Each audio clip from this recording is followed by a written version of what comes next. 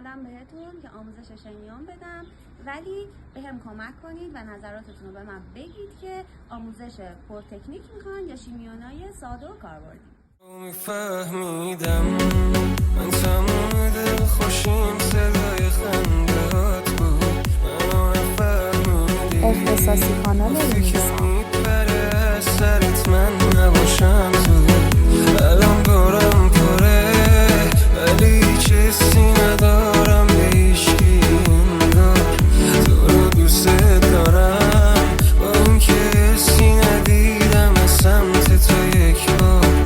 با دوست دارم که الان قفل صفم تصویر چشاته، نشانترین نفس برا من نفس کشیدن عطر موهاته.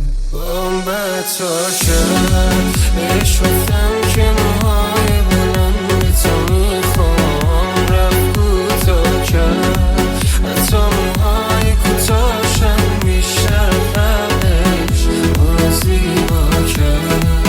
سلام دوستای گلم، اومدم بهتون که آموزش شیمیون بدم، ولی بهم کمک کنید و نظراتتون رو به من بگید که آموزش پرتکنیک میخوان یا شیمیونای ساده و کاربردی.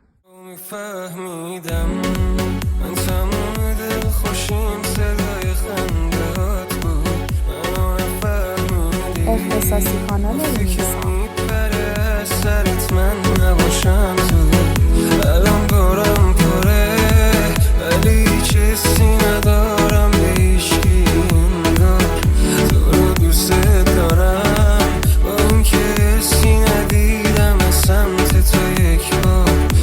با دوست دارم که الان قفل صفم تصویر چشاته، نشانترین نفس برا من نفس کشیدن عطر موهاته.